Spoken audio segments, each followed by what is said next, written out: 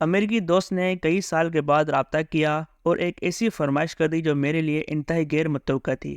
وہ آج کل کینیڈا کے ایک پروڈکشن ہاؤس کے ساتھ بطور اسکرپٹ رائٹر کام کرتا ہے۔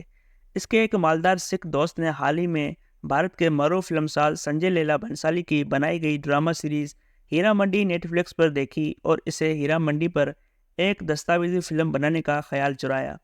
ہیرا منڈی لاہور میں ہے اور لاہور کو پاکستان کا دل کہا جاتا ہے، لہٰذا امریکی دوست کو میں یاد آ گیا۔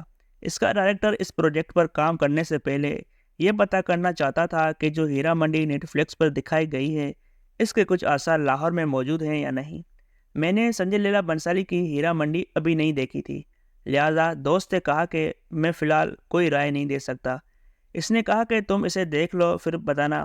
نیٹ فلکس پر ہیرا منڈی کے 8 قسطیں دیکھنا کافی مشکل تھا، لیکن اس ناچیز نے کسی نہ کسی طرح یہ 8 قسطیں دیکھ ڈالی اور اپنے دوست کو پیغام بھیجا کہ نیٹ فلکس والی ہیرا منڈی صرف ایک ڈرامہ ہے اور اس ڈرامے میں دکھائی گئی طوائفوں سے لے کر عمارتوں تک کوئی بھی آج کے لاہور میں موجود نہیں، لہٰذا ہیرا منڈی پر دستاویزی فلم بنانے کی کوشش وقت کا ضیاع ہوگی۔ دوست نے پوچھا کہ کیا لاہور میں کوئی ایسا تاریخ دان یا محقق موجود ہے جو اسے دوسری جنگ عظیم کے زمانے میں انگریزوں کے خلاف تحریک آزادی میں لاہور کے طوائفوں کے کردار پر کچھ مواد مہیا کر سکے۔ میرے ذہن میں فوری طور پر مستنصر حسین تارڑ صاحب کا نام آیا، جنہوں نے اپنی کتاب لاہور آوارگی میں ہیرا منڈی کا تفصیل سے ذکر کیا ہے۔ میں نے دوست سے کہا کہ اپنے سکھ دوست کے ذریعے تارڑ صاحب سے رابطہ کر لو، لیکن لیاقت علی سندھو کی کتاب لاہور کی کھوج بھی منگوا لو، جس میں بتایا گیا ہے کہ لاہور کے اکثر طوائفوں نے تحریک آزادی کے مجاہدوں کے بجائے انگریزوں کا ساتھ دیا تھا۔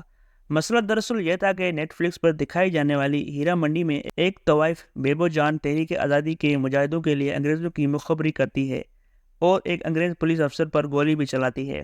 اس قسم کا کوئی کردار مجھے مستنصر حسین تارڑ صاحب کی کتاب میں نہیں ملا۔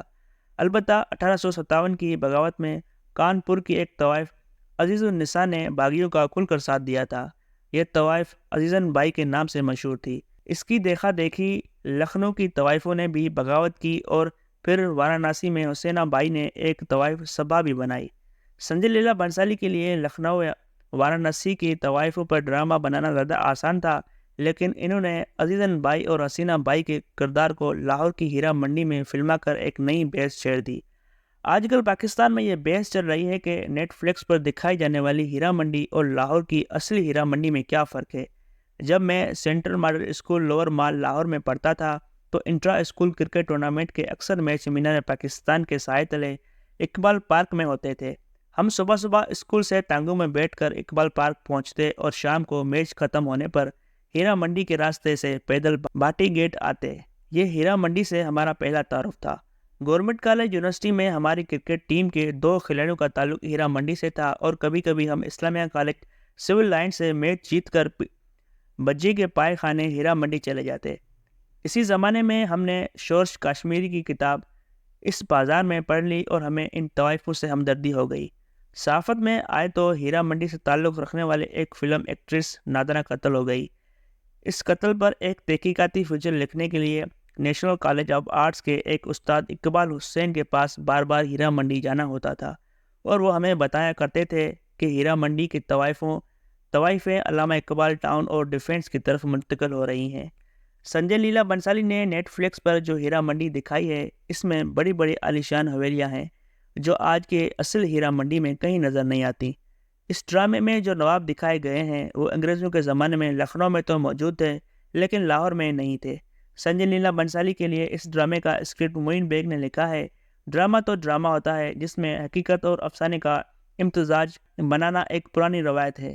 عام خیال یہ ہے کہ لاہور کی ہیرا منڈی مغلوں کے دور میں قائم کی گئی، لیکن تاریخ لاہور کے مصنف کنیا لال ہندی بتاتے ہیں کہ لاہور کی طوائفوں کو مہاراجہ رنجیت سنگھ کے دور میں عروج حاصل ہوا کیونکہ اس نے 2 طوائفوں مورا اور گل بیگم سے شادی کی۔ مورا نے ایک مسجد بھی بنوائی اور جو مسجد مائی مورا کے نام سے مشہور ہوئی اور گل بیگم کے نام پر آج باغ گل بیگم کا علاقہ لاہور میں موجود ہے۔ رنجیت سنگھ کے دور میں پنجاب کے ڈوگرا وزیر اعظم ہیرا سنگھ نے بازار حسن کو کاروبار کا مرکز بنانے کے لیے یہاں زرعی اجناس کی منڈی بھی بنا دی اور اس علاقے کو ہیرا سنگھ دی منڈی کہا جانے لگا۔ اے حمید نے لاہور اے میں لکھا ہے کہ ایک زمانے میں سر سید احمد خان علی گڑھ مسلم یونیورسٹی کے لیے چندہ جمع کرنے لاہور آئے تو شاہی محلے ہیرا منڈی میں بھی چلے گئے اور واپس آ کر کہا کہ طوائفیوں کے چندے سے اپنی یونیورسٹی میں غسل خانے بنواؤں گا۔ مستشار حسین طاہر کے لاہور آوارگی کے ایک باب کا نام ہارٹ آف ہیرا منڈی ہے، جہاں طاہر صاحب نور جہاں، فریدہ بیگم، فریدہ خانم، مہندی حسن، بڑے غلام علی خان اور کئی دیگر بڑے فنکاروں کو تلاش کرتے نظر آتے ہیں، لیکن نیٹ فلکس والی ہیرا منڈی ان کی کتاب میں نظر نہیں آتی۔ سچ یہ ہے کہ اصلی ہیرا منڈی شاہی قلعہ لاہور کے پہلو میں نہیں بلکہ بھارت اور پاکستان کے بڑے شہروں کے ماڈرن علاقوں میں منتقل ہو چکی ہے۔ پرانی ہیرا منڈی میں طوائفیں زلف و رخسار بیچتی تھیں، لیکن نئے ہیرا منڈیوں میں اہل سیاست و صحافت اپنا کردار بیچتے ہیں۔ ضمیر فروشی اور انصاف فروشی آگے نکل گئی، جسم فروشی بہت پیچھے رہ گئی۔ آج ہمارا اہم ترین مسئلہ لاہور کی پرانی ہیرا منڈی نہیں بلکہ نئی ہیرا منڈیاں ہیں۔ یہاں موجودین شہر اپنے ضمیر بیچ کر معتبر ٹھہرتے ہیں۔